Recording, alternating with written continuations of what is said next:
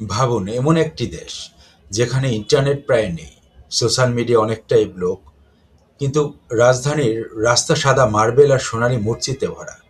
এই দেশটি হলো মধ্য এশিয়ার রহস্যময় দেশ তুর্কমেনিস্তান। একটা দেশ যেখানে পর্যটক খুব কম, সরকার সবকিছু নিয়ন্ত্রণ করে, আর রাজধানী শহরটা দেখতে যেন ভবিষ্যতের সাদা শহর। আজকের ভিডিওতে আমরা দেখব কেন এই দেশে ইন্টারনেট প্রায় নেই, কেন পুরো শহর সাদা মার্বেলে তৈরি, আর কেন এই দেশকে বলা হয় পৃথিবীর সবচেয়ে রহস্যময় দেশগুলোর একটি। চলুন ঘুরে আসা যাক। মধ্য এশিয়ার মরুভূমির মাঝখানে অবস্থিত তুর্কমেনিস্তান। এই দেশটির চারপাশে রয়েছে ইরান, আফগানিস্তান, উজবেকিস্তান এবং কাজাখস্তান। সোভিয়েত ইউনিয়ন ভেঙে যাওয়ার পর 1991 সালে দেশটি স্বাধীন হয়। কিন্তু স্বাধীন হওয়ার পর থেকে দেশটি অনেকটা ক্লোজ স্টেট হয়ে যায়। বহু আন্তর্জাতিক রিপোর্টে তুর্কমেনিস্তানকে বলা হয় পৃথিবীর সবচেয়ে নিয়ন্ত্রিত দেশগুলোর একটি। এখানে সরকার, মিডিয়া, ইন্টারনেট, এমনকি মানুষের তথ্য প্রবাহ কঠোরভাবে নিয়ন্ত্রণ করে। তুর্কমেনিস্তানের রাজধানী হচ্ছে আশগাবাদ। এই শহরকে বলা হয় হোয়াইট মার্বেল সিটি, কারণ পুরো শহরের বিল্ডিংগুলো সাদা মার্বেলে তৈরি। এমনকি একটি সময় গিনিস ওয়ার্ল্ড রেকর্ড অনুযায়ী আশগাবাদ ছিল পৃথিবীর সবচেয়ে বেশি মার্বেল বিল্ডিং থাকা শহর। রাস্তাগুলো বিশাল, বিল্ডিংগুলো বিশাল, আর অনেক জায়গায় সোনালী মূর্তিও রয়েছে।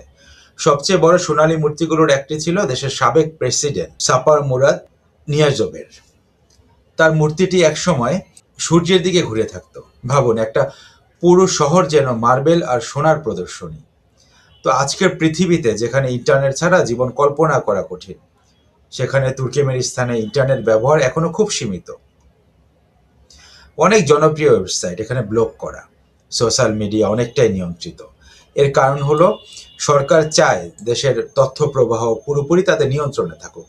তাই এ দেশকে অনেকে বলে ডিজিটাল আইসোলেশন স্টেট। আর তুর্কমেনিস্তানের সবচেয়ে বিখ্যাত জায়গাগুলোর একটি হলো দারবাজা গ্যাস ক্রিয়েটর। এটাকে বলা হয় ডোর টু হেল।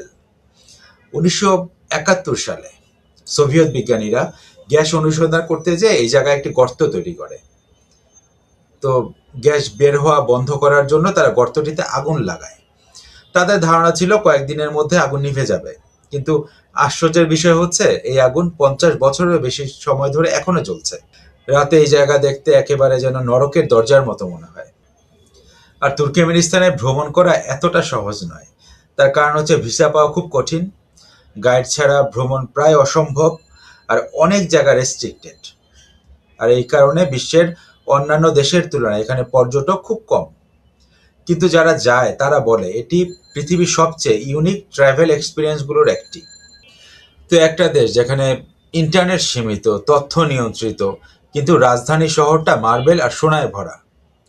তুর্কমেনিস্তান নিঃসন্দেহে পৃথিবীর সবচেয়ে রহস্যময় দেশগুলোর একটি। আপনি কি কখনো এই দেশে ভ্রমণ করতে চাইবেন? কমেন্টে জানাতে ভুলবেন না।